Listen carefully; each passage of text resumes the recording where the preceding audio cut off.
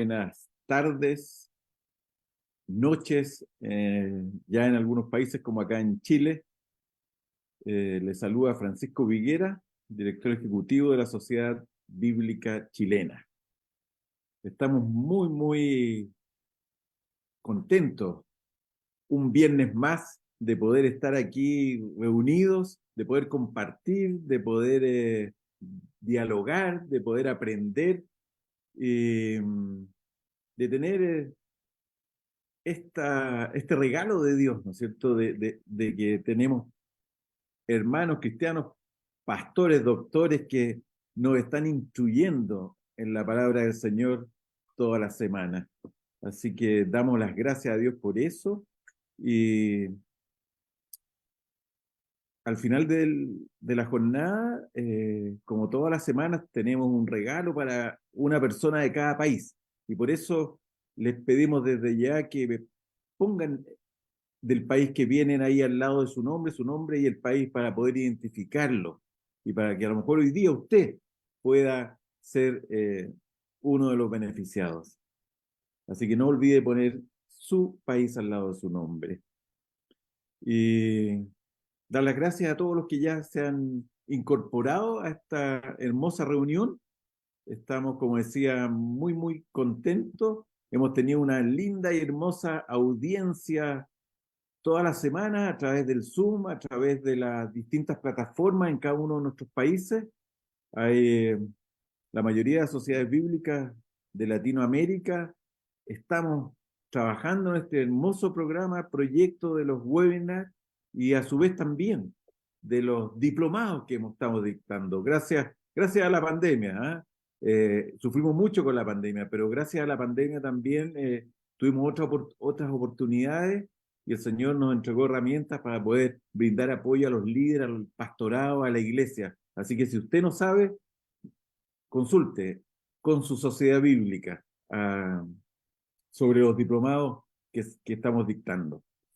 Bueno, para dar inicio y no alargarnos más, vamos a comenzar con una oración. Les invito a orar. Padre amado, Padre bendito, agradecemos a usted, Señor, por nuestras vidas, por este tiempo que nos regala, Señor, por poder aprender un poco más de usted, Padre. Señor, te damos gracias por este día de vida que nos has regalado, porque nos has provisto, Señor, de todo lo que necesitamos, mi Dios, porque tú nos cuidas como nosotros amamos a nuestros hijos, Señor. Así que, Padre amado, como hijos tuyos, te damos las gracias por este tiempo. Te pedimos, Señor, que tú tomes el control de todo este programa, que se haga tu voluntad, Señor, que tú cuides a nuestro conferencista que ya vamos a presentar, mi Dios. También que tengas el control de todas las internet, todas las herramientas que se están ocupando en este momento para poder llevar adelante esta conferencia, Padre amado. En tus manos encomendamos este tiempo para que tú nos guardes de todo mal y nos acompañes, mi Dios. En el nombre de Cristo Jesús. Amén. Amén. Bueno, la verdad que estoy muy contento y muy emocionado de esta semana, en este día viernes. Me toca presentar a un gran amigo de muchos años, de muchas jornadas, distintas jornadas. Hace un poco más de una semana que estuve en su país, estuvimos compartiendo en su sociedad bíblica, y me refiero a nuestro querido doctor, pastor, Ernie Siebert. El doctor Ernie es el director ejecutivo de la Sociedad Bíblica Brasileña. Fue electo este año 2023 vicepresidente mundial de las Sociedades Bíblicas Unidas.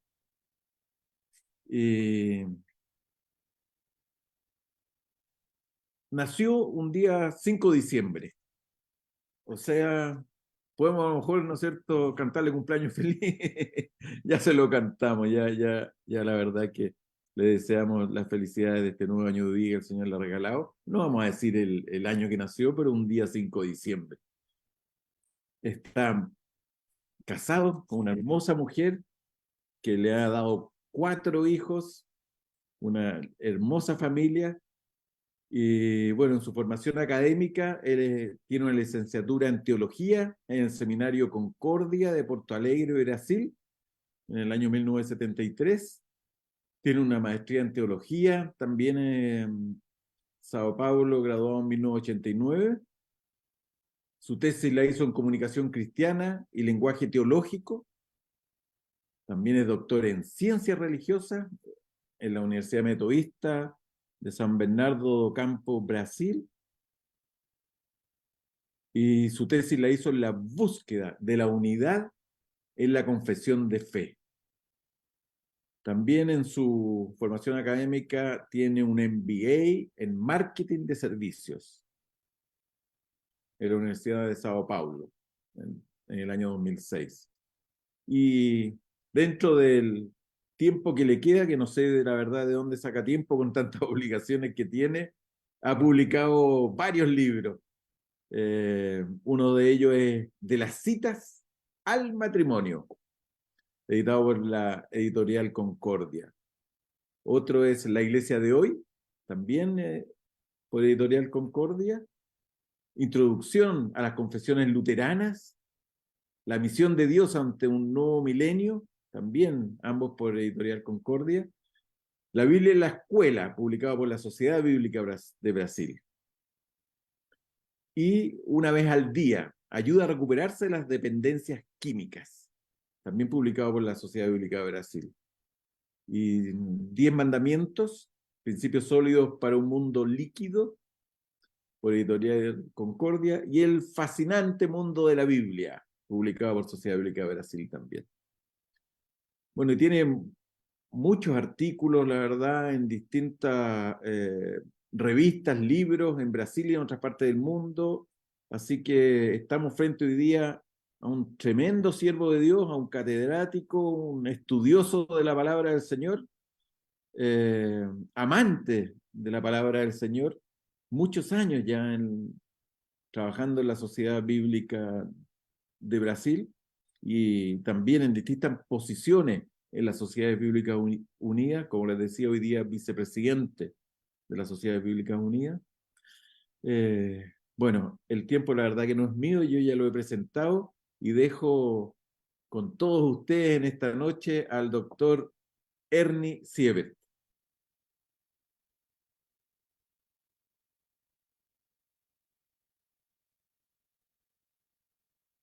Déjame ligar. Así, muchas gracias, Francisco, por tu presentación y muchas gracias por la invitación. Es un placer estar con ustedes. Ya anticipadamente pido disculpas por hablar espagués o portuñol, algo por ahí, pero lo importante es intentar me comunicar con ustedes. Y si digo alguna cosa mala, me perdone, no es la intención, es el manejo de la lengua española no es tan fuerte para mí. Y el tema que me toca, voy a hacer lo compartilamiento de la pantalla con ustedes, es la importancia de los estudios bíblicos, la exegesis y la hermenéutica. Y lo que voy a hacer con ustedes es una mirada histórica de cómo al longo del tiempo, especialmente después de la Biblia completa con Antiguo y Nuevo Testamento, cómo eso llegó hasta nuestros días.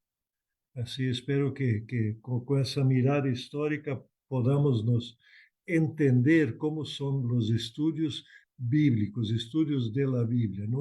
No son los estudios de la teología propiamente dicho, que eso es otra cosa, es más amplia. En la teología hay más cosas a estudiar, pero el estudio de la Biblia, cómo se dio al longo del tiempo y cómo eran las cuestiones de exégesis y hermenéutica en ese tiempo. Bien, eso es que me propongo. Y ahí vamos a empezar. Todos nosotros sabemos que la Biblia no fue entregue por el Padre Celestial a nosotros de una sola vez. Fue a los poquitos. El Antiguo Testamento, antes de Cristo, milenios de historia, hasta llegar al Nuevo Testamento. El Antiguo Testamento estaba completo más o menos 400 años antes del nacimiento de Cristo. Era en ese tiempo la Biblia que tenía el Antiguo Testamento. Y con la llegada del Mesías, del Salvador Jesucristo, y su subida al cielo al final de su ministerio, Pentecostes, y ahí empiezan los reportes, los relatos del Nuevo Testamento. Hay los 4 evangelios, hechos de los apóstoles, que Lucas escribió 2 libros, las cartas de Pablo y de otros, de Juan, Pedro, Tiago, y el Apocalipsis, la revelación ahí teníamos la Biblia completa. Con la Biblia completa, ella se tornó una parte importante de la vida de la iglesia. La iglesia se reportaba siempre a los escritos, las escrituras. En general usaba el plural para referirse a lo que hoy llamamos de la Biblia. El Antiguo Testamento, había antes de Cristo mucha distinción entre el canon, entre el tamaño del Antiguo Testamento. Y eso sigue hasta los días de hoy. Y nosotros acá en Latinoamérica, porque en nuestra experiencia diaria tenemos la Iglesia Católica, Apostólica Romana, y tenemos las iglesias evangélicas que usan cánones diferentes. Pensamos que había solo esos 2 cánones, pero si conocemos las iglesias ortodoxas, que también son más de una y tienen diferencias, ellos tienen otra aproximación del canon del Antiguo Testamento. Muchos usan la Septuaginta como el texto oficial del Antiguo Testamento, y ahí tiene algunos libros distintos do que el canon con deuterocanon del Antiguo Testamento usado por la Iglesia Católica. Y muchos hacen mucha cosa sobre eso, pero es complicado, pero no tanto, en mi punto de vista. Hay más el protocanon, o primero canon, el canon de las Biblias evangélicas, vamos a llamar así. Todos tienen, las iglesias ortodoxas, católicas, evangélicas, todos tienen el protocanon o primero canon. Lo que los evangélicos muchas veces le llaman de deuterocanon, los segundo canon, o los libros apócrifos, como eran también llamados muchas veces. Ese grupo de escritos es considerado por todos como bueno para lectura, y el problema ahí es que bueno para lectura todos lo consideran, pero todos también tienen una posición que no pueden firmar su doctrina en los libros apócrifos. No hay una doctrina que sea fundamentada en los libros apócrifos. Y por eso que digo que es complicado, pero no tanto, porque las diferencias entre las iglesias, hasta entre las iglesias evangélicas, católicas, ortodoxas, se da por la interpretación de los textos bíblicos que todos aceptan. Es muy interesante. Le doy un ejemplo evangélico, después un texto católico. El ejemplo evangélico es que entre las iglesias evangélicas, algunas bautizan niños y otras no bautizan niños, bautizan apenas después de una cierta edad, o jóvenes o adultos. Esa diferencia entre la edad para bautizar no se debe à existência de textos distintos, son textos que todos aceptan, pero a la interpretación de los textos que las iglesias hacen. Essa é uma diferença entre evangélicos que há e que é uma coisa importante, pero o texto bíblico não é propriamente a diferença, porque todos lo aceptan, o texto como é. Pero a interpretação, o que o texto quer dizer, que é a questão de hermenêutica e exegesis. Esse é o primeiro ponto. E uma diferença entre a Igreja católica e as evangélicas é a clássica distinção do texto onde Jesus diz: "Tu és Pedro e sobre essa pedra vou a edificar minha igreja". A Igreja católica diz que aí está instituído o papado. Os evangélicos dizem: não, aí está a confissão de Pedro, porque em outro texto diz que o fundamento da igreja é Jesucristo e não que Pedro é o Papa. Então, miren, essa é a dificuldade da igreja com a exegesis ou a hermenêutica ao longo da história.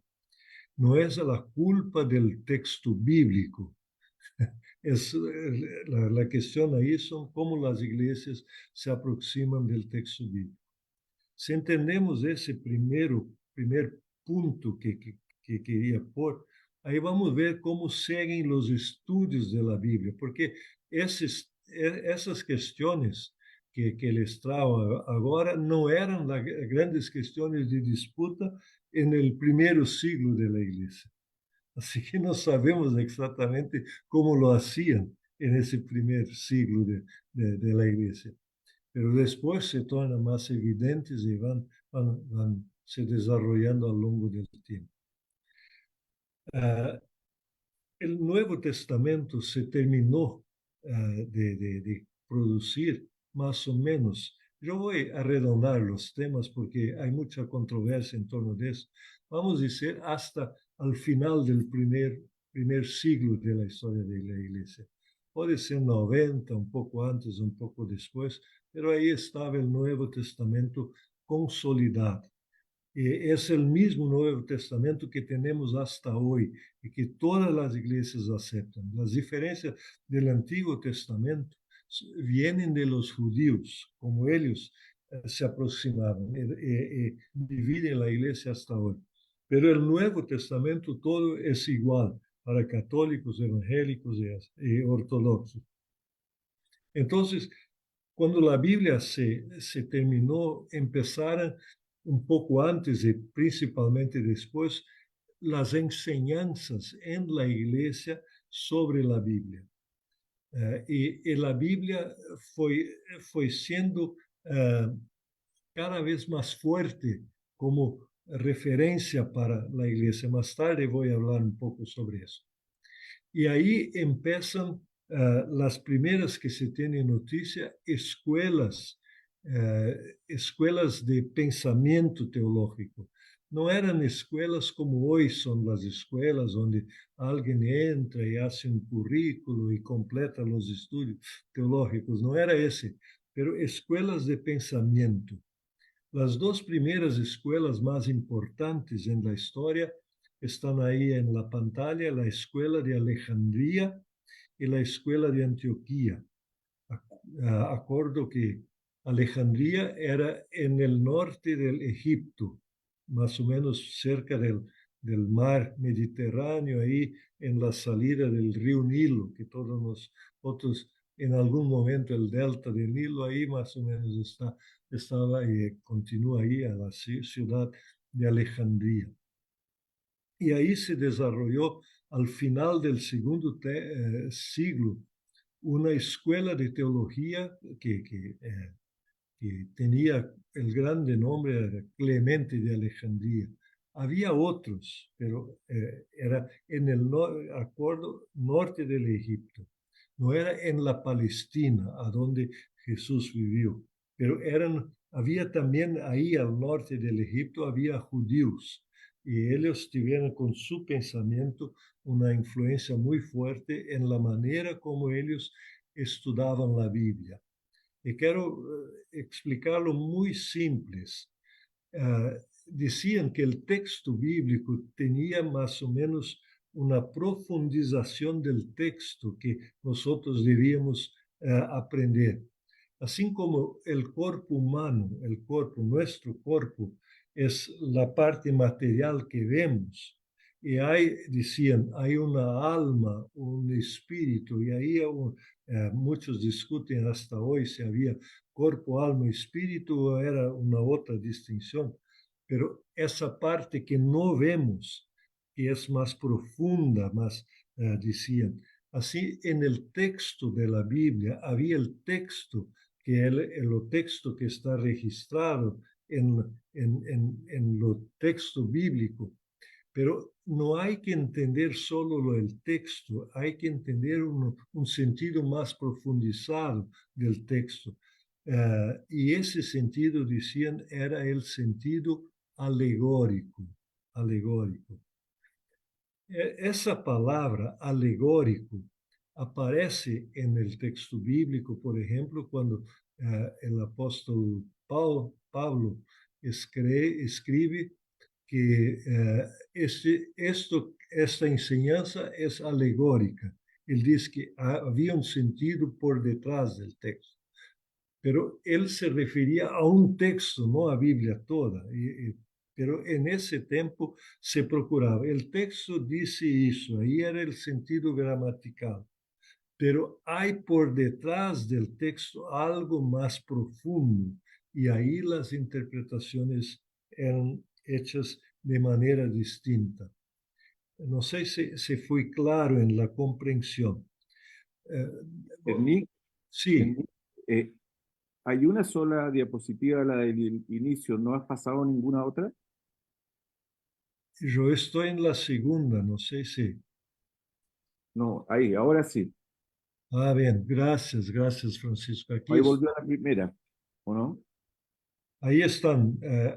Patena, Asia Ya, 190, ok. el Está bien, fundador. Ahora aparece. Ahí ya. estoy hablando sobre Clemente. ¿Está bien? Sí. Gracias por informar, porque en mi computador estaba eso. Esos son los segredos de la tecnología. Seguimos ahí. Voy a dar un ejemplo, que para tornar fácil de entender el texto y lo que dice el texto, que es otro sentido. En todos los países de nosotros, cuando andamos de carro, coche, en las calles, en las rodovías, encontramos un señal por veces que dice pare. Acá en los Estados Unidos, donde estoy hoy, se está stop, pare. Pero, ¿o qué hacemos cuando llegamos a ese señal de tránsito? El señal dice pare, pare. Paramos el coche. Yo creo que en Latinoamérica somos todos iguales. Bajamos la velocidad, miramos para los dos lados. Si no hay nada, entramos. Acá en los Estados Unidos es un poco distinto.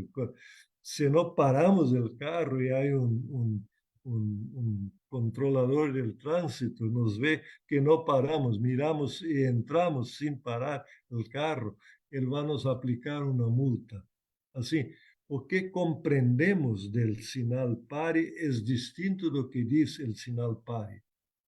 Mira, separamos el carro cuando está el sinal pare, miramos para el sinal continúa ahí y dice pare, y nos paramos. Él nunca va a nos decir siga. Así o que el sinal dice significa otra cosa. El sinal dice pare, pero él quiere decir que debemos mirar si hay seguridad y ahí podemos andar. Pero el sinal solo dice una palabra, pare.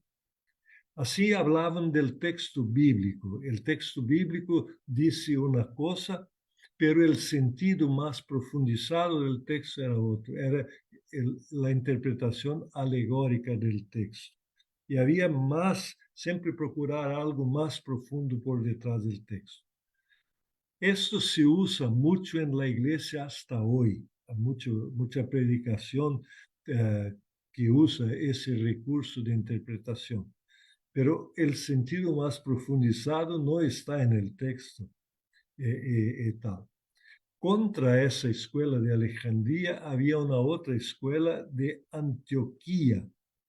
Antioquía, o otros lo pronuncian Antioquia, Antioquía, estaba cerca del mar, ahí por la región de la Palestina. Y ahí ellos, que eran un poco después, 270 después de Cristo, interpretavam o texto bíblico de maneira mais literal, mais literal. E a influência maior era de Nestório. Nestório, esse nome é importante.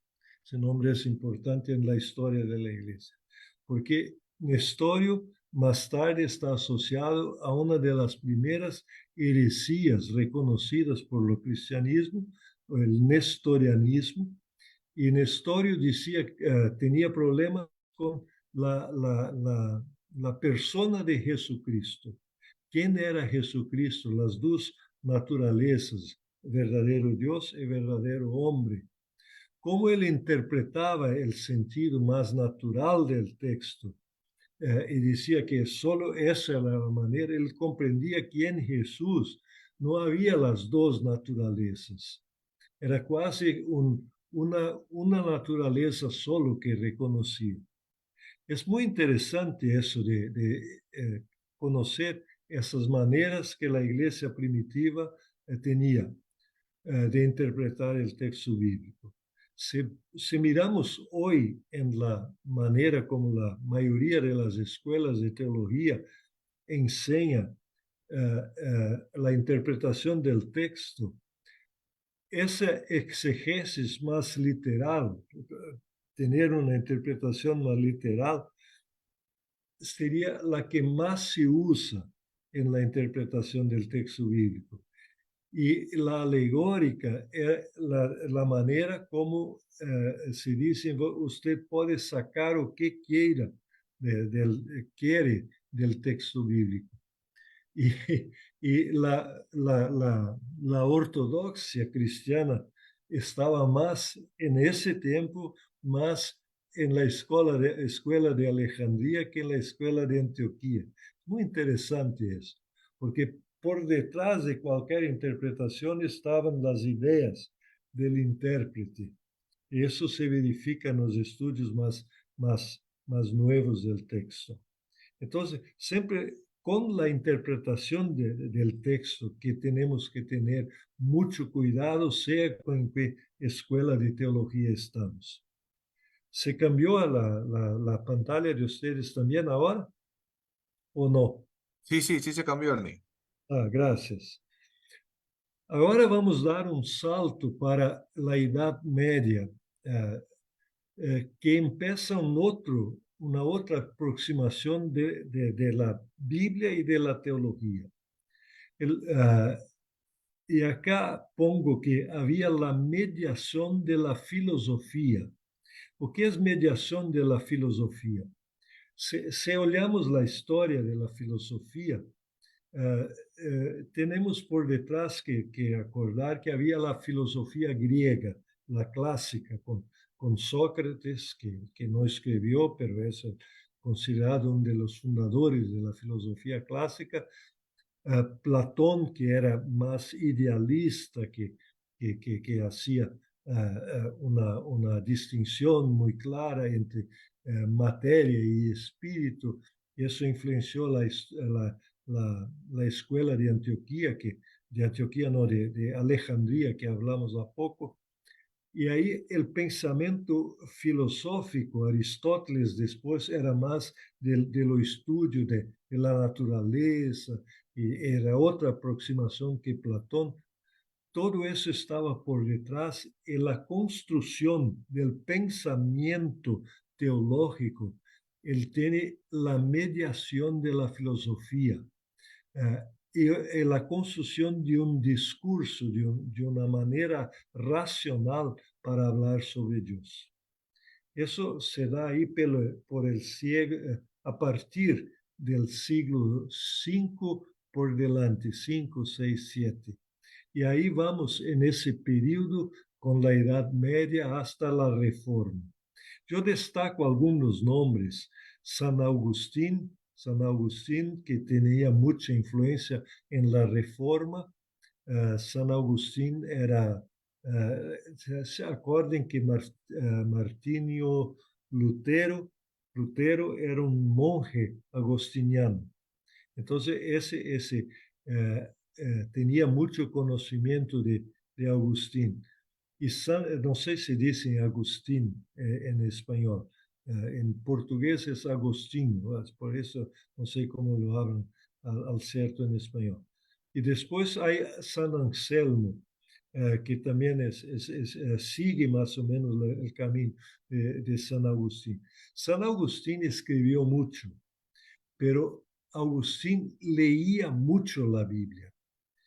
Su teología tiene por detrás mucho conocimiento bíblico. Él creció en ese ambiente y tenía mucho conocimiento. San Anselmo también después. Y, y ahí había una cuestión entre la razón y la fe, que sería algo del corazón. Si vamos a distinguir la razón y corazón. Y San Agustín decía en su teología, y las confesiones de Agustín son donde más describe su base bíblica, su amor por la Biblia, por la palabra de Dios. Hizo la manera de él ver la teología. Agustín es importante para entender Lutero y para entender Calvino, porque ambos tienen una influencia muy fuerte del pensamiento de Agustín. Agustín, podría-se dizer, con la mediación de la filosofía, tenía una manera más platónica de Plato de interpretación. San Anselmo, por ejemplo, no decía que su palabra más importante era credo ut intelligam en latín. Creo para entender. Solo consigo entender la fe se creo primero. Y ahí la razón consigue entender. No es que la razón conduce a fe. A fe es primero y ahí viene la razón de la fe. Eso era una manera, pero con la filosofía más importante y esa mediación, el otro grande nombre es de Santo Tomás de Aquino. Juan Dan Scoto. Scoto es importante, pero hoy me quedar un poco más ahí en Tomás de Aquino. Tomás de Aquino escribió la Suma Teológica, es su obra más importante. Y él era más aristotélico en la aproximación con la filosofía. La manera, los modelos de pensamiento eran más del filósofo griego Aristóteles, no tanto de Plato. Y ahí tenemos el raciocinio mucho más claro. Y San Tomás de Aquino, él procuraba probar racionalmente la existencia de Dios. Y la razón pasó a ser un papel importante, la construcción teológica. Y el estudio de la Biblia estaba presente, pero era un estudio secundario. No es que había contradicción, pero la construcción teológica es distinta. La Biblia no es un libro de filosofía, tampoco de sistemas teológicos. Es una otra aproximación. Pero cuando se hace la mediación teológica, la mediación filosófica en el discurso teológico, ahí tenemos resultados por veces hasta contradictorios en la lectura de la Biblia. Y eso sucedió muy fuerte en la Edad Media. Eso se repite en nuestros días con la lectura ideológica de la Biblia. Las ideologías son filosóficas y cuando nosotros con la mentalidad de las ideologías que están ahí leemos la Biblia, la interpretación de la Biblia cambia y se torna más ideológica do que teológica. Ese es el problema del estudio de la Biblia en nuestros días. Miren cómo en ese momento la filosofía toma una predominancia. Y ahí llegamos, en el otro salto que estoy dando de la historia, llegamos al tiempo de la reforma, de la reforma. Cambió, creo que cambió la pantalla ahí, o que aparece.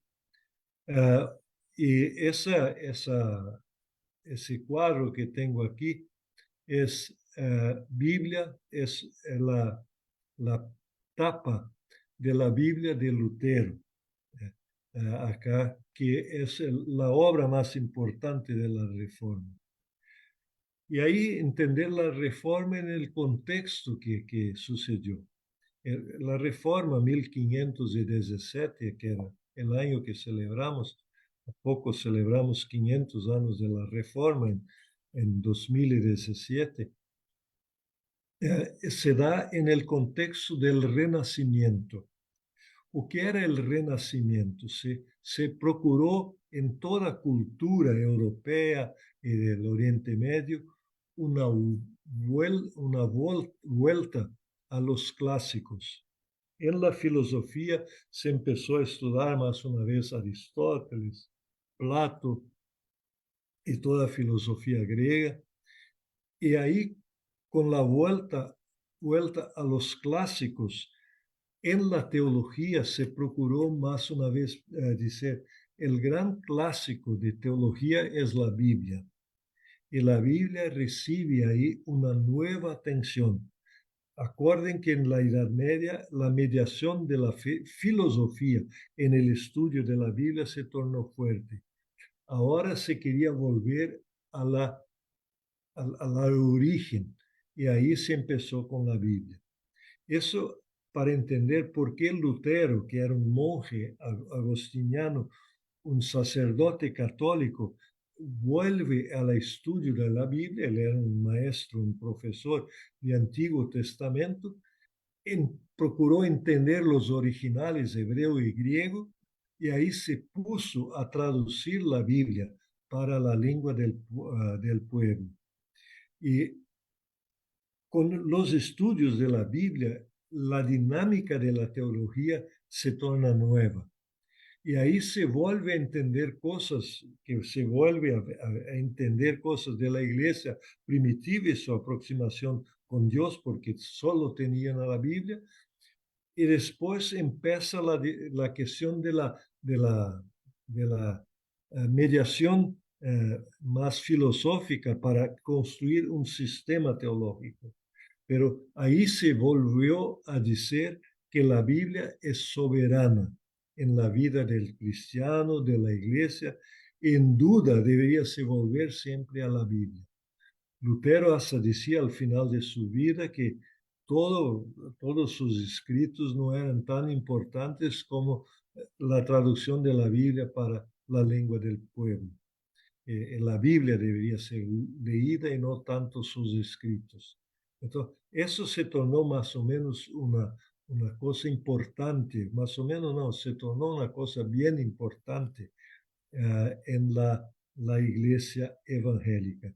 Eso fue la Biblia en la Reforma, fue una transformación en toda historia de la iglesia.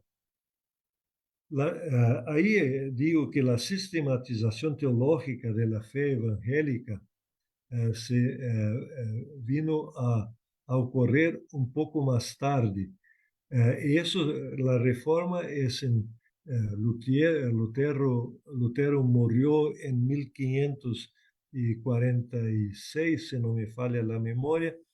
La sistematización de la fe evangélica, luterana y los otros sistemas de pensamiento teológico sucedió en los siglos siguientes, especialmente en 1600 y llega a 1700. Y ahí se tiene el tiempo que muchos dicen que fue la Edad Media de la Iglesia Católica con los sistemas, de la Iglesia Evangélica, creando los sistemas teológicos, a donde aparecen las grandes dogmáticas, los libros de doctrina evangélica y así por diante. De interpretación de la Biblia aparecen ahí. Bien, vamos ahora, llegamos ahí al siglo XVIII, más o menos, XIX, principio de XIX, y ahí quiero destacar un alemán llamado Friedrich Schleiermacher. Esa es una palabra difícil de leer para quien no es iniciado un poco en la lengua germánica. Friedrich Schleiermacher. Después que se aprende es fácil. Schleiermacher, ele era um maestro, um professor de teologia em la universidade. A universidade estava organizada e quase sempre as escolas de teologia estavam adentro da universidade. E aí a universidade estava deixando de lado a teologia e começam os primeiros movimentos que se chamavam de las ciencias tomarem sua autonomia e a organização da ciência também. Schleiermacher disse que o estudo da teologia se divide em quatro áreas. E a maioria das escolas teológicas adoptou isso depois que Schleiermacher organizou. E disse que as quatro áreas são teologia bíblica, é uma área de estudo, a outra, teologia histórica, teologia sistemática ou dogmática, que são sinônimos aí no entendimento, e depois vem a teologia prática. Eu explico um pouco para entender essas quatro áreas. Em geral, hoje, quando vão em uma escola de teologia, há estudos teológicos, quase sempre tem uma área que é Bíblia, onde a pessoa conhece o contenido da Bíblia, estuda a organização da Bíblia, como se organiza o Antigo e Novo Testamento, os livros históricos, poéticos e todo. E aí as escolas estão quase todas, se puderam, vão ensinar as línguas originais da Bíblia, o hebreu, arameu e grego. E aí começam os princípios de interpretação, que é a hermenêutica bíblica, e depois a exegese de alguns dos livros. Não há escola de teologia que consegue passar todos os livros durante o curso de teologia. Quase sempre há uma eleição de um livro do Pentateuco, algum livro de poesia, como Salmos, é um dos preferidos, algum profético como Isaías ou Jeremias, algo aí. E aí, no Novo Testamento, no Evangelho, uma coisa das epístolas, algo de Apocalipse ou Revelação. E aí são aplicados os princípios e há outras que vamos ver adiante. Essa é teologia bíblica. A teologia histórica é a história da teologia, da igreja. Há a história do povo de Israel, a história da igreja primitiva e aí a história geral da igreja. Se divide mais ou menos como na universidade se divide a história general e a história particular. A história general são os períodos patrístico, medieval, a história da reforma, depois da reforma. Pero a história particular é a história por exemplo, do luteranismo, a história do metodismo, a história do calvinismo, o la historia de una iglesia en particular, de una iglesia en un local. Así, historia de las asambleas de Dios. Y ahí son historias, historia de una de las iglesias que está localizada en ciudad tal, cómo llegaron los misioneros. Todo eso cabe en la teología histórica. Hay una parte de la teología histórica que habla de la historia del dogma, cómo las doctrinas al longo, cómo la cristología se desarrolló, cómo la doctrina trinitaria se desarrolló. Y todo eso son otra área de historia. Cuando entra en la teología sistemática o dogmática, hay una secuencia que cambia un poco dependiendo de la tradición, pero hay siempre de Dios, del hombre, de la caída en pecado, de la entrada de pecado, de la persona de Jesús Cristo, de la justificación del pecador, o qué es la iglesia, cómo se organiza la iglesia, y hasta de las últimas cosas, que es la escatología. Entonces, eso es más o menos lo que se estudia en teología sistemática o dogmática, que se organiza todo el pensamiento. En la teología práctica, ahí tienen muchas cosas como homilética o la predicación, consejería cristiana, cómo se desarrolla, la enseñanza, la didáctica cristiana para niños, para adultos, y así va la administración cristiana, la liturgia y todo más. Y ahí tenemos las áreas. Pero el estudio de la Biblia se da en todas ellas. Eso es importante para nuestro tema. La Biblia está presente, pero de manera distinta en cada una de ellas. Entonces, ahí, cuando entro ahora, ¿cómo se da el estudio de la Biblia? Y ahí el estudio de los originales, hebreo, arameo y griego. Y ahí tenemos las obras Septuaginta, Vulgata, que son las principales traducciones que surgieron en los primeros tiempos.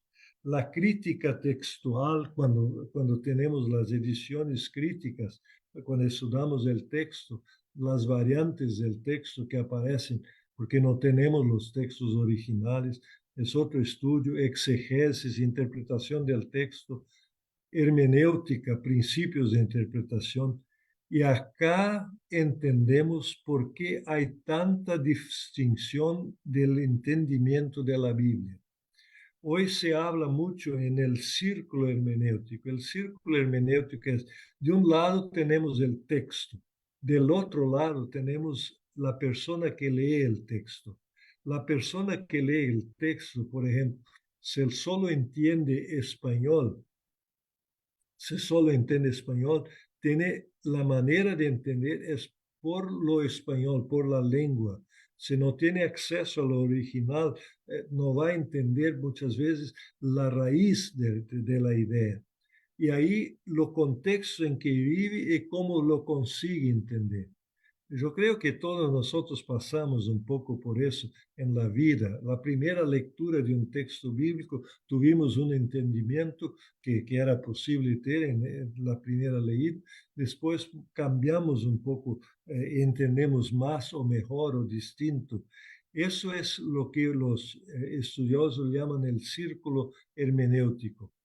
Ahí tenemos la historia de la Biblia, formación del canon, principios de traducción, texto y contexto, y por ahí van los estudios de la Biblia.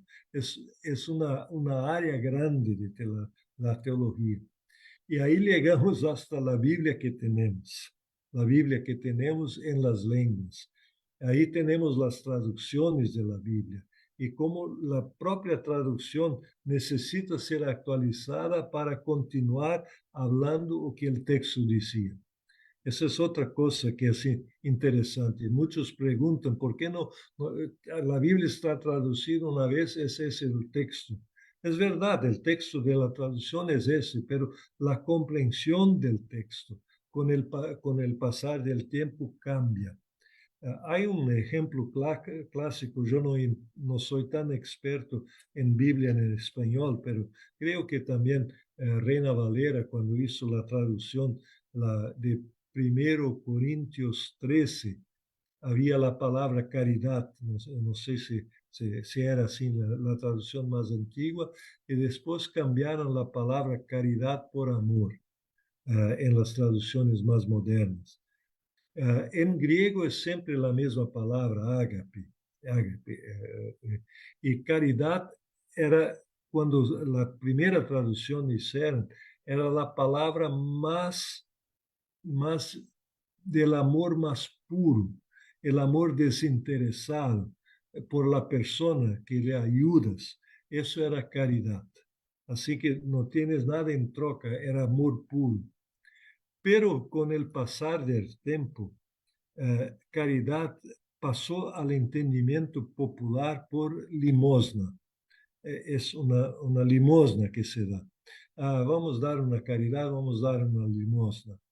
Y ahí cuando un varón dice a su enamorada que va a casar con ella por caridad, termina el casamiento. Se cambió ese entendimiento de caridad como el amor más puro. Así, ahí se trocó la palabra caridad por la palabra amor. Pero miren, en nuestro tiempo, cuando alguien quiere hacer amor, no está pensando en amor puro y tampoco en caridad. Está pensando en sexo, hacer amor. Eso no es el sentido del texto, pero de la palabra para muchos pasó a ser ese sentido. Esa es la razón por qué la traducción de la Biblia, para dar el mismo entendimiento del texto original, por veces tiene que cambiar una expresión u otra y actualizar el texto. No es para mudar el sentido, es para mantener el sentido como ese ejemplo podría tener. Entonces, eso es el desafío, cómo entender la Biblia, cuál lo principio de traducción.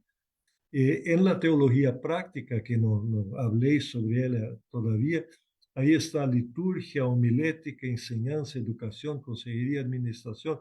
En la liturgia se cantan textos bíblicos, los himnos son inspirados en la Biblia. En la homilética hay que pregar la palabra de Dios, enseñar la palabra de Dios. En la educación hay que enseñar para los niños las historias bíblicas, cómo se hacían desde el Antiguo Testamento. En la consejería tenemos que llevar a las personas a reflexionar sobre su vida con la dirección de la palabra de Dios. Y así por delante. Miren cómo el entendimiento de la Biblia es importante en toda la enseñanza teológica. Y ahí estamos en nuestro tiempo, el tiempo que vivimos. ¿Cómo leemos la Biblia en la iglesia hoy? ¿Cómo es la lectura de la Biblia en la pastoral? ¿La Biblia hace su influencia sobre el mundo o el mundo hace influencia sobre la Biblia? ¿Cómo es el movimiento? Y ahí es importante, me parece que para nosotros siempre volver a la Biblia, abrir la mente y procurar entender el punto de vista de la Biblia, porque va a nos influenciar en nuestra antropología. Si entendemos que el Espíritu Santo actúa por intermedio de la palabra y que Él es el maestro que nos da enseñanza, Él va a nos enseñar que nosotros somos. Pero si nosotros pensamos que nosotros somos los maestros y que nosotros sabemos todo sobre cómo interpretar o cómo enseñar la Biblia y tenemos esa posición, entonces la Biblia va a decir otra cosa. Eso es la cuestión de la pastoral. Lo mismo en la familia. Si entendemos que la Biblia es importante para la familia, vamos a tener una Biblia en casa, vamos a leer con nuestra esposa, con el esposo, vamos a leer con los hijos, vamos a poner la Biblia y la historia de la Biblia y permitir que el Espíritu Santo actúe en la familia. Lo mismo con la iglesia vamos a hacer. Dos cosas son importantes que la Biblia hace. Es una cuestión dinámica. La Biblia habla para nosotros diciendo que nosotros tenemos un problema que todos los filósofos que que mencioné y los teólogos que mencioné reconocen. Es el problema del pecado, que nosotros, la existencia del mal, como decía Agostinho el otro ahí, San Tomás de Aquino. El pecado es el problema. Y ahí la Biblia me convence de pecado y ahí la Biblia me enseña que en Jesucristo tengo gracia y perdón y una nueva vida.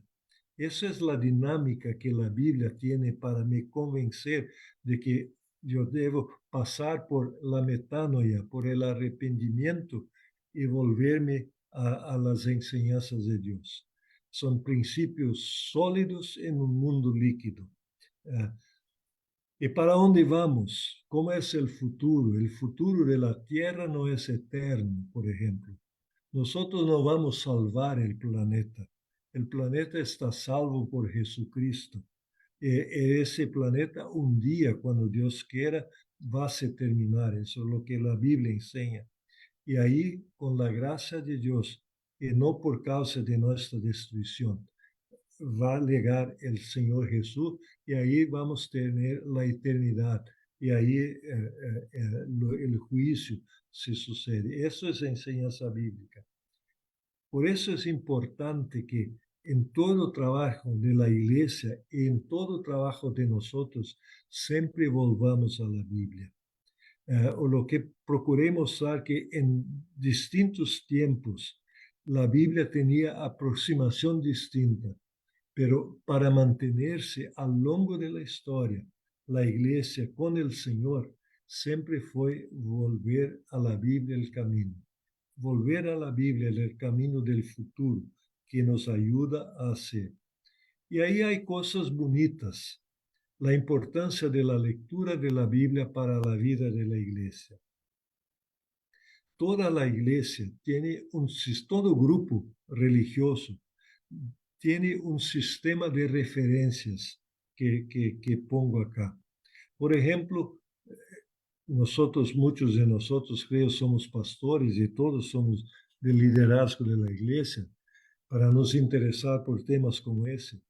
En la iglesia es muy común alguien decir, mi pastor enseñó eso para mí. Mira, la autoridad es el pastor que le enseñó. Es una referencia. Otros dicen, mi maestro, mi profesor en el seminario, la escuela teológica, me enseñó así. Es la autoridad de alguien. Es importante que tengamos referencias. En la Biblia aparecen referencias como los apóstoles que escribían e enseñaban así por delante. No hay problema en esa autoridad. Otra cosa, la tradición es una referencia en los grupos.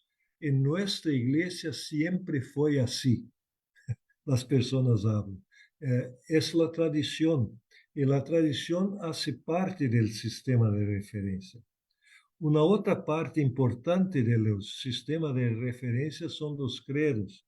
Credo apostólico, niceno, atanasiano. La mayoría lo conoce y sabe que son un resumen bien resumido de la fe.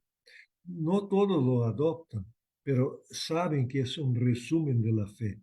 Y cuando se pregunta para una iglesia, ¿qué tu iglesia cree? Y a las personas hacen un credo y dicen, mi iglesia enseña así.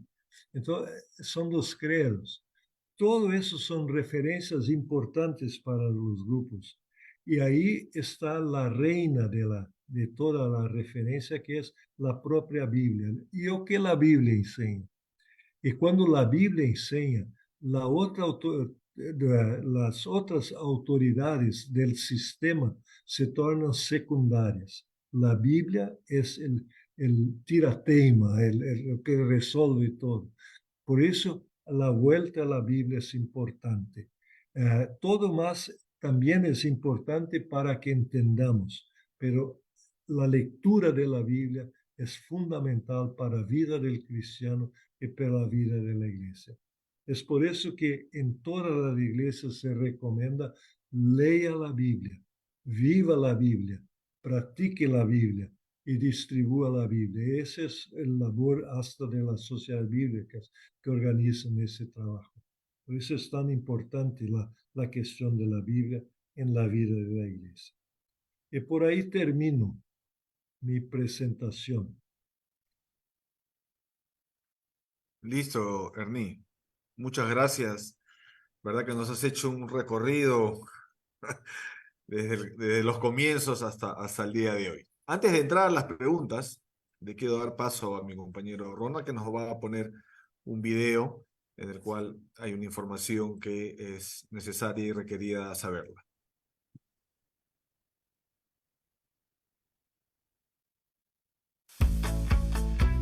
Las Sociedades Bíblicas Unidas presenta el Diplomado Internacional en Antiguo Testamento.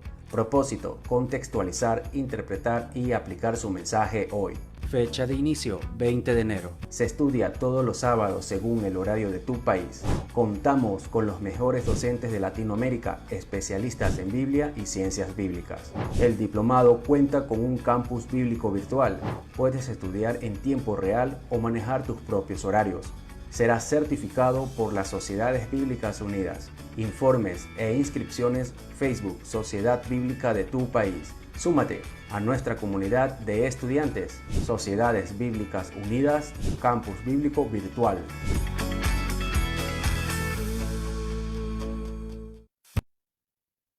Ok. Si se dan cuenta un poquito a lo que Ernie nos ha hablado, este estudio del diplomado nos va a ayudar a poder sacarnos el texto. Creo que bien lo dijiste, Ernie, es el espíritu de Sociedad Bíblica de llevar a la gente a que lean la Biblia, y dijiste algo importante: vivirla, que creo que eso es lo que también Martín Lutero en la Reforma nos planteó. Voy por la primera pregunta. Es bien larga la línea ahí, Ernie, que nos has planteado, pero tu reflexión va de la siguiente manera: hay que acercarse al texto bíblico. Y tú nos dices que en el siglo II hay dos escuelas, ¿no? Esa es historia. La de Alejandría, que tiene una interpretación más alegórica, mientras que la de Antioquía es más literal. La pregunta es: ¿cómo me conduzco, Ernie, en base a lo que tú nos has expuesto? ¿Me pego a lo alegórico? ¿Me pego a lo literal? ¿O más bien debería ser yo consciente que cuando leo el texto digo, me estoy acercando de una manera más alegórica, y seguro el otro que tiene alguna diferencia lo está viendo más literal? ¿Qué nos podrías decir a veces en esos conflictos que tenemos a la hora de acercarnos al texto bíblico y a la vez interpretarlo? Cuando yo acepté hacer esa presentación, pedí que no me hiciesen preguntas difíciles. Esa es una pregunta difícil, pero a mí me gusta mucho una palabra de Agustín. Agustín fue el que más escribió para explicar la doctrina de la Trinidad de Dios. Y al final de su escrito, que es longo, pone una oración y dice: Señor, eso conseguí entender con toda mi pesquisa y reflexión. Se fui más adelante de lo que debería ir, o se fiqué por detrás de lo que debería alcanzar, me perdona. Es mi problema, mi error. Y me ayuda para que entienda correctamente. Me perdona y ayuda. Yo creo que esa manera humilde de se aproximar de Dios. Dios es mayor que nosotros, no cabe en nuestro entendimiento. Y la palabra de Dios también es más profunda de lo que nosotros podemos alcanzar. Esa es la postura de humildad, donde pedimos que el Señor nos enseñe con su palabra. Así que no deberíamos nos tornar así en nuestra posición teológica demasiadamente fuerte para que no podamos más dialogar con otros, pero siempre volver a las escrituras. Yo creo que es esa enseñanza que aprendemos con las escuelas. Si sigues una escuela y va, está bien, es lo que conseguí entender. Pero que Dios me ayude si estoy errado a entrar en el camino cierto y no pensar que yo soy el juez supremo de todo lo que se pasa. Yo creo que la grande cosa, y eso Calvino decía, la iglesia siempre es reformanda. La iglesia siempre debe ser reformar porque en un momento reconocemos algo que antes no reconocíamos, que Dios nos perdone y que volvamos a las escrituras. Creo que ese es el camino de la humildad diante de Dios. Ok, Ernie. La siguiente pregunta que presentan, nos vamos un poquito al tema de la Edad Media, que es el tema de la Reforma también, ¿no? Y tú nos has comentado que ahí Lutero, ¿no? Es un agustiniano. Uhum. Y Agustín es una persona que leía mucho la Biblia, pero como que se sesga al tema del raciocinio, ¿no? Querer probar a Dios de manera racional. Y más bien con Lutero nos vuelve a la Biblia, ¿no? Y hay que recordar, como luteranos que somos, Ernie, porque somos luteranos, ¿no? El tema sola escritura, sola escritura. La pregunta que nos hacen es, ¿hacer mucha alegoría es alejarme de la escritura? ¿Hacer mucha literalidad es acercarme a la Biblia? ¿Cómo entender esta propuesta de Lutero de sola escritura? Porque está el tema de las dos escuelas, ¿no? Está bien acercarse a la Biblia, pero parece que en el tiempo de la Reforma, pues, se estaba pensando mucho, ¿no? Y se estaba dejando un poco lo literal y se plantea este tema de la Reforma y de llevar la palabra a la gente. Bueno, y Lutero como alemán, la primera traducción es la traducción al alemán, ¿no? Entonces, ¿qué nos podrías decir? ¿Eso me acerca, la alegoría, el pensar, me aleja de la Biblia, el ser muy literal, muy detallista, me acerca más? ¿Qué nos podrías detallar al respecto, Armin? Hay, hay una cosa que en la lectura de la Biblia que es importante siempre. Hay un método de lectura bíblica que viene desde casi de la patrística, la primera referencia, que hasta hoy es practicado, que hoy se llama la lectura orante de la Biblia en mucha parte. ¿O qué es eso? Es usted toma la Biblia y lee un texto. Y ahí pregunta, ¿estoy entendiendo el texto? ¿Qué el texto dice? Y lee el texto, ¿cómo está? ¿O qué el texto dice? La primera lectura. Ahí se entendió las palabras difíciles. Por ejemplo, para la palabra española limosna, no sé si todos lo entienden hoy en día. Está en Reina Valera, limosna. Es una palabra griega. Es un dinero que doy para alguien para matar la hambre, que me pide, me da algo, doy alguna cosa, un pan, una limosna. Bien, eso es griego, no es español, tampoco es portugués, pero ese entendimiento humilde, cuando me aproximo del texto bíblico, lo entiendo la palabra, la geografía, cuando dice que va para el Mar Muerto, ¿quién lo mató? Y todo eso, el entendimiento, estoy entendiendo el texto, eso es muy importante. Leer más una vez, entendí el texto. Entendí las palabras, sé si es una poesía, si es un texto narrativo, todo eso es importante.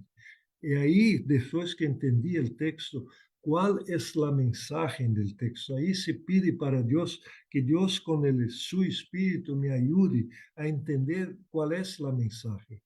Por ejemplo, si tengo una historia, una parábola de Jesús, la parábola del buen samaritano, yo entendí, yo sé todos los personajes, sé la geografía, todo, pero o que Dios está me enseñando?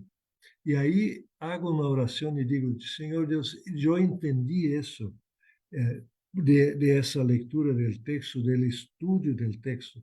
Me ayuda a practicarlo en mi vida, amar el próximo, aquel que necesita de mi amor en el samaritano que dice. Y así yo voy progresando en el estudio de la Biblia. Yo creo que ese es el camino más simple para la vida. Es así que debemos enseñar los niños, las familias, la iglesia, y así que nosotros debemos hacer. Lo estudio teológico muchas veces no es que no es necesario, hay que estudiar mucho, estudar la lengua, todo que apresenté para ustedes. Yo demoré mucho a entenderlo, a pasarlo, y tenté simplificar a ustedes. Me ayuda mucho en la vida todo eso que presenté para ustedes, pero yo debo ser humilde y reconocer, no es eso más importante. Él me ayuda, pero no es eso más importante. El más importante es lo que Dios me enseña cada día por su palabra. Entonces, dejar de lado un poco el orgullo, ¿se dice? Orgullo, orgullo. Orgullo, el orgullo que soy el doctor, soy algo. No, no soy. Soy un pecador que necesita de la gracia de Dios. Y ahí es una aproximación buena con la palabra. Creo que eso responde. Ok, con esto terminamos, Ernie, y la pregunta está asociada a la parte práctica, ¿no? Entendemos a la exégesis como ese análisis del texto de lo que quiere decir para el momento que se escribe, ¿no? Y la hermenéutica, lo que dice ese mismo texto para hoy, para el hombre moderno, para mí, hoy, ya con otra manera de ver el mundo, ¿no? 21 siglos después. Cuando tú nos hablas de la teología práctica, hay un tema ahí que nos coloca, es la liturgia, homilética, enseñanza. Y la pregunta que está es asociada a la liturgia, ¿no? Ver a la liturgia desde el punto de vista exegético, en el cual me está acercando a Dios, o estoy tratando de entender a Dios en el día de hoy. ¿Por qué? ¿Por qué digo esto? Porque la pregunta está asociada es que como hay muchas liturgias, y la pregunta es, Ernie, ¿y cuál es la verdadera liturgia? ¿Es la liturgia que me acerca? ¿Es la liturgia en la cual yo entiendo? ¿Es la liturgia que me enseña? ¿Qué nos podrías decir de estas diferentes liturgias que pueden haber como métodos de acercarse a Dios? Sí, en la liturgia tenemos algunas cosas que son importantes entender técnicamente. Toda vez que Dios me habla, es la lectura de la palabra y la enseñanza de la palabra. Esa es una parte de la liturgia. La otra en la liturgia es nuestra respuesta. Liturgia son las obras del pueblo de Dios. Así que en la liturgia tenemos Dios que nos habla, que nos sirve con la palabra, los sacramentos que todos nosotros, toda la iglesia bautizan, todas distribuyen la cena y así por delante. Esa es la acción de Dios para nosotros. La otra es nuestra respuesta a la gracia de Dios, donde nosotros cantamos, nosotros oramos, nosotros ofrendamos, entregamos lo que queremos para que la obra de Dios sea hecha en nuestro mundo. Eso es la liturgia. ¿Cómo eso se da en la práctica? Depende mucho de la cultura. Por ejemplo, cuando nosotros alabamos a Dios, acá usamos guitarra, usamos percusión, en otros lugares usan piano, órganos, orquesta. Todo eso es bueno, pero es culturalmente determinado y va a ser así, no hay problema. Dios es alabado con nuestra cultura. Doy un otro ejemplo, mucho simple, que aprendemos. Por ejemplo, todos nosotros, no sé si todos, pero muchos de nosotros aprendemos que para orar debemos juntar las manos, cerrar los ojos y bajar la cabeza. No sería algo como así para oración. Hoy, cuando aprendemos a traducir la Biblia para lengua de señas, mira, eso es Jesús, más o menos en toda lengua de señas, porque lembra que Jesús fue crucificado. Cuando hablamos para un ciego, me sigue en oración, si le digo, cierra los ojos, él no va a seguir, porque él tiene que ver para seguir la palabra. Es tan, es tan simple pero eso es nuestra cultura que enseñaba, cierra los ojos. Yo tengo dificultad para orar con los ojos abiertos, pero los sordos tienen que abrir los ojos para poder hablar en señas. Ese es un pequeño ejemplo. En muchas iglesias levantan manos o ponen las manos así cuando oran. Yo aprendí que debería seguir con las manos así. Tengo dificultad de me quedar así. Pero en la Biblia, levantando manos santas, no hay problema. Eso es en la liturgia, la cultura, la ropa que usamos, la ropa, si usamos corbata o no acá. Pero vamos a África, usan ropas totalmente distintas y que los ingleses, cuando fueron a África, porque usaban por el calor la calza corta, los pantalones cortos, y mostraban los joelhos, las rodillas en la África, escandalizaban porque en la cultura local era un escándalo alguien mostrar las rodillas. Usaban los vestidos longos ahí en el Oriente Medio y todo, y los ingleses no se daban cuenta de eso. Eso es la cultura, qué ropa usamos para... eso todo es culturalmente modelado. Pero la otra parte que les expliqué no es culturalmente modelada.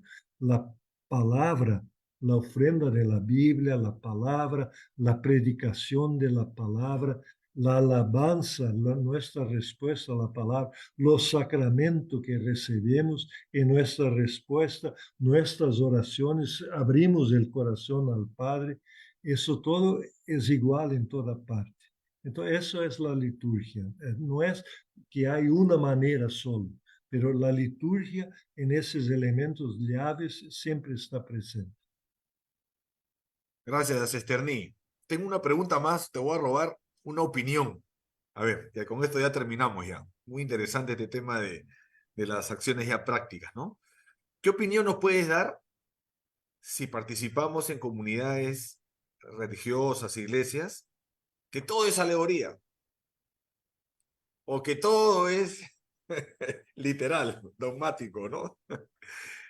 ¿Cómo crees que podemos, o qué consejo, ya un consejo tuyo, poder diferenciar esas acciones y dónde me podría ubicar? ¿Qué crees? ¿Más me ubico yo en la alegórica, en la literal? Y es una opinión ya muy personal la que te quiero robar y porque está asociada a la última pregunta ya que nos están Claro, haciendo, Námech. mi tradición teológica es de que el texto dice si es alegórico o si no es alegórico. Esa es mi tradición. Pero tengo que reconocer que en ese tiempo que mencioné para ustedes, alegorizaban y se mantuvieron con la alegoría fieles a la ortodoxia teológica. Y los otros que eran muy textuales y querían se quedar por ahí entraron en un campo más herético. Entonces, ser humilde siempre y volver a la escritura. Volver a la escritura es el camino de la humildad y decir, Dios me enseña. Y eso es cuando vamos a la iglesia, yo creo que es el espíritu del pastor, del líder, de la persona que está ahí liderando el culto, y también es la manera correcta de quien va a participar del culto se queda. Dios me enseña con tu palabra. Humildemente colocarse diante de Dios con ese espíritu. Porque todos nosotros tenemos una cosa en común. Somos pecadores que necesitamos de la gracia de Dios. Así que no es nuestro entendimiento, pero Dios va a nos enseñar. Y yo creo en la soberanía de Dios. Dios va a nos enseñar el camino a lo largo del tiempo. Esa humildad, Ernie, de acercarse al texto y preguntarnos si en realidad de estos acercamientos alegóricos o literales, si en realidad estamos reproduciendo vida o estamos robando vida. Creo que va entiendo tu consejo final asociado a eso, ¿no? Si yo aporto para con el prójimo dando vida, ya sea cualquiera de estas dos escuelas, creo que debemos avanzar, porque lo que sí creemos es que el Dios de la Biblia es el Dios de la vida. Muchas gracias, Ernie, por tu presentación. Gracias por la paciencia. Te hemos hecho muchas preguntas, pero creo que el público ha salido satisfecho con las mismas. Así que le pido a Ronald continuar con el programa y que tenemos un video para ver. Muchas gracias. Las Sociedades Bíblicas Unidas presenta el Diplomado Internacional en Educación Cristiana. Aprenderás herramientas digitales, técnicas y recursos pedagógicos para la enseñanza bíblica a diferentes edades. Inicio 20 de enero. Se estudian todos los sábados según el horario de tu país. Contamos con los mejores docentes de Latinoamérica con grados académicos. El diplomado cuenta con un campus bíblico virtual. Puedes estudiar en tiempo real o manejar tus propios horarios. Serás certificado por las Sociedades Bíblicas Unidas. Informes e inscripciones. Facebook Sociedad Bíblica de tu país. Súmate a nuestra comunidad de estudiantes. Sociedades Bíblicas Unidas, Campus Bíblico Virtual. Listo. Como verán, tenemos 2 diplomados que comienzan el 20 de enero, así que les animamos a estudiar y acercarse a la palabra de Dios, que es la Biblia. Continuemos con el programa, con los ganadores, ya la última parte para ir despidiéndonos. Muchas gracias y muchísimas gracias también al doctor Ernie. Estuvo muy interesante la ponencia de hoy. Y bueno, voy a hablar acerca de los ganadores de cada uno de los países. Recuerden contactarse con la Sociedad Bíblica de su país para reclamar su premio. Entonces, por Perú tenemos a Noemí Palomino.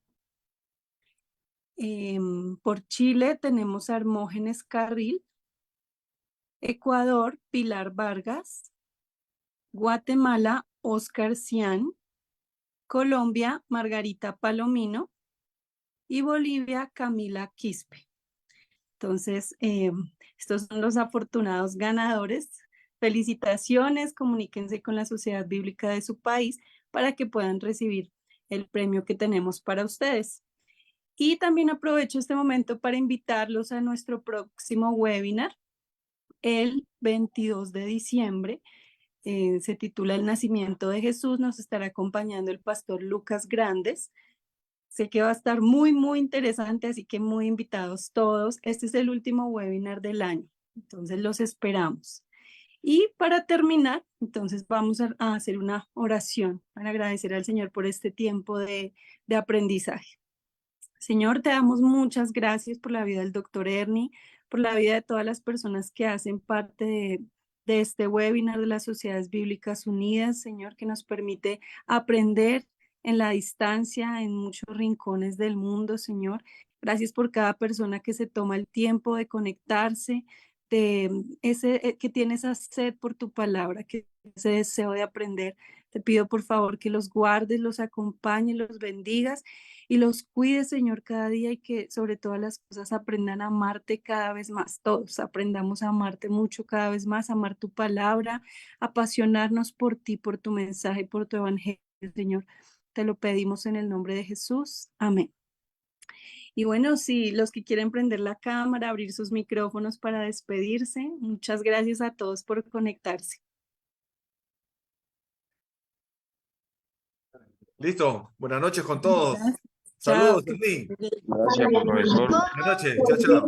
Bendiciones. Importante y excelente enseñanza. Buenas noches. Buenas noches.